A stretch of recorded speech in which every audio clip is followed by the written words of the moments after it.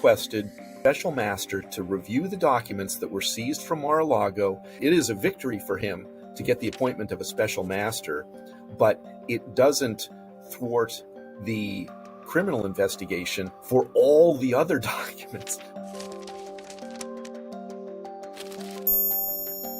Special master is a legal expert that courts sometimes turn to for advice on how to dispose of a specific case. At the federal level, the Supreme Court sometimes names special masters to help resolve disputes between states, such as governing water, like the Colorado River between western states.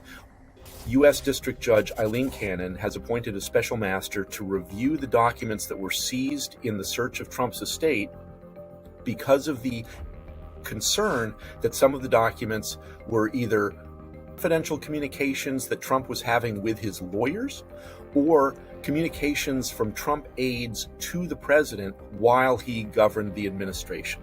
The FBI agents who searched Mar-a-Lago retrieved more than 11,000 documents, along with assorted pictures and even some articles of clothing.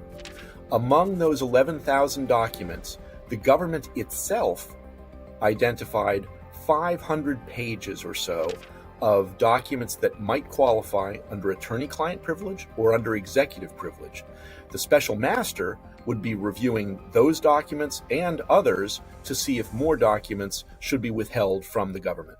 What the approval of a special master is likely to do to the case is delay the investigation that the Justice Department is conducting into the documents seized at Mar-a-Lago.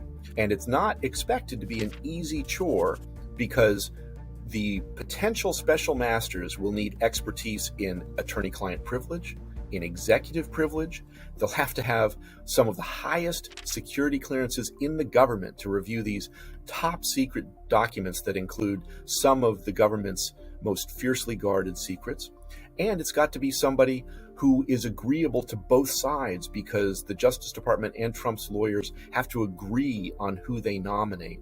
Finding a candidate that fits all those requirements could take time, and then having the candidate review those documents could also take time. We turn now to the other news this Tuesday night, and there are new developments this evening in the disappearance of Memphis teacher and mother of two, Elizafletcher. Surveillance showing her being forced into an SUV while jogging, the grim discovery, and what authorities have now revealed. ABC's Mola Lengi in Memphis tonight. Tonight, authorities confirming the body of kidnapped teacher and mother of two, Elizafletcher, found in Memphis late Monday. The Memphis Police Department and other law enforcement partners discovered the remains of a body, a human body, in the rear of a vacant duplex apartment. Fletcher had been missing since 4 a.m. Friday when authorities say she was abducted while jogging near the University of Memphis. Officials say surveillance video showing a man hopping out of a black GMC SUV who then ran aggressively toward the victim and then forced Fletcher into the passenger side of the vehicle. Authorities arresting 38-year-old Cleotha Abston, charging him with aggravated kidnapping and tampering with evidence. Abston arraigned in court today. He faces additional charges of first-degree murder and first-degree murder in perpetration of kidnapping.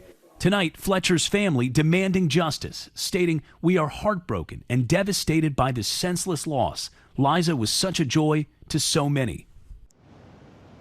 Well, Cleotha Abston was released from prison back in 2020 after serving nearly 2 decades in prison for aggravated kidnapping. Now, authorities have not yet alleged a motive in Fletcher's killing, but the district attorney here says that it was an isolated attack by a random person. David? Mola Lengi with us tonight. Mola, thank you. New details surfacing on the information found in a document seized at Maralago. The Washington Post is reporting the file included knowledge on foreign military defenses, including nuclear capabilities. And the Post says the FBI agents who discovered the documents were well below clearance to access that material. A legal precedent could put a stop to the DOJ investigation altogether. David Spunt reporting at the Justice Department. David. Hi, Harris. The Post reporting that former President Donald Trump had in his possession a document that described the nuclear capabilities of a foreign nation, an unnamed mystery foreign nation. According to the Post, those documents now back in the hands of the federal government, the Department of Justice. The Post also reporting that some top secret documents taken from Maralago have information so sensitive that only the president, members of his cabinet, and a few others were allowed to read those documents. A Trump attorney, Christopher Kise, in a statement to Fox News this morning said, quote, unfortunately, even after the court noted specifically in its order that President Trump, quote, faces an unquantifiable potential harm by way of improper disclosure of sensitive information to the public, and asked counsel for the United States directly about leaks. Those leaks continue with no respect for the process nor any regard for the real truth. This does not serve well the interests of justice. Well, Judge Eileen Cannon ordered on Monday the appointment of a neutral third-party special master to go over the thousands of documents taken from Mar-a-Lago. Cannon told DOJ to hold off on using those seized documents in the investigation until a special master is done with his or her work. Former Attorney General Bill Barr in the last hour says the Justice Department, his former agency, must appeal this ruling and criticized Judge Cannon for her order. Listen. She didn't address the only question that's in dispute, which is, can the former president have standing to say that the investigators don't even get to look at the documents, the classified documents that he wrongfully had at Mar-a-Lago?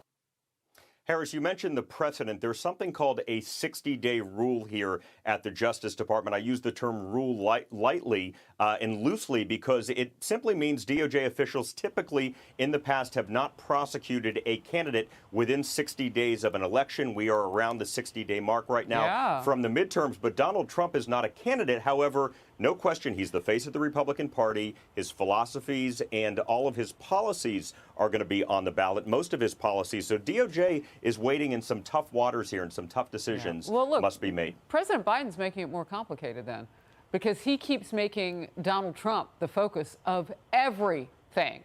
Everything. He says his name. He calls people Trumpies. I mean, he's actually making the case 62 days out that you can't touch him now because he's made him almost like a candidate. It's fascinating. All right, David Spunt, thank you very much. Are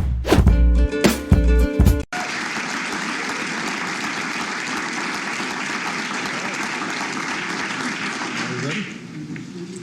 Yes? Okay. There we go.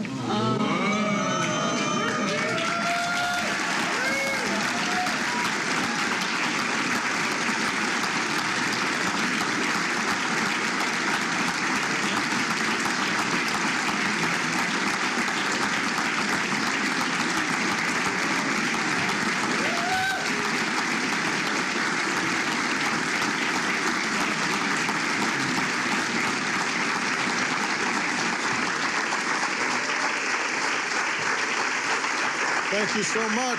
Thank you, everybody. Thank you. Thank you. Thank you so much. Please, everybody have a seat. Have a seat. Thank you. Thank you. Thank you. Sit down, everybody. Thank you very much. It is great to be back. President and Dr. Biden, Vice President Harris, and Second Gentleman Emhoff, thank you so much for your hospitality. Thanks for letting us invite a few friends to the White House. We will try not to tear up the place. Someone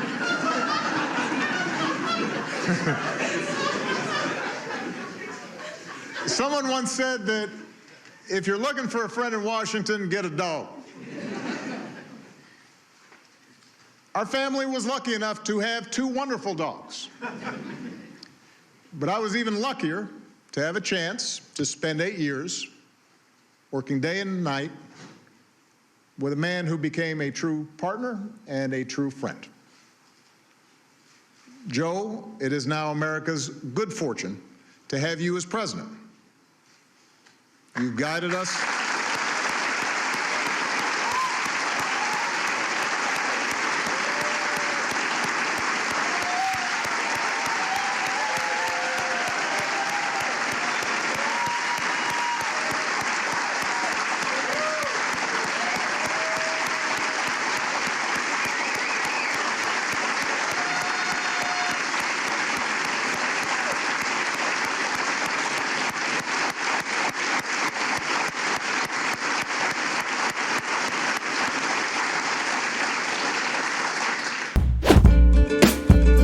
Now, at least 2 people are reported to have been killed by a huge wildfire burning in Southern California. The Fairview fire started on Monday and now covers more than 800 hectares.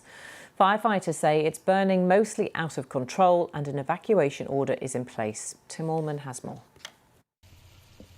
It's been raging for little more than a day, but look at what damage the wildfire can cause. Vehicles, houses, furniture burnt out and completely destroyed. That pink colour you see that makes this look like some strange alien landscape is a fire retardant substance that saved at least one property, but others weren't so lucky. This is the fire burning out of control. Long streaks of yellow and orange forming violent patterns across the hills and valleys of this area.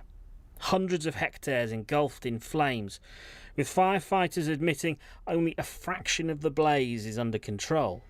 What we're going to experience in the next 24 hours is, in the morning hours, some light breezes in the area, but in the afternoon, the winds are going to shift and blow the opposite direction. So that could be a big concern for firefighters. So I wouldn't say we're out of the woods at this time. We have a lot of work to do. Officials believe thousands of houses and other properties could be in danger, and people have been told to leave their homes. The next few days should see more high temperatures and a distinct lack of rain. It's only at the weekend that the weather may finally change. Nature doing some firefighting of its own. Tim Allman, BBC News.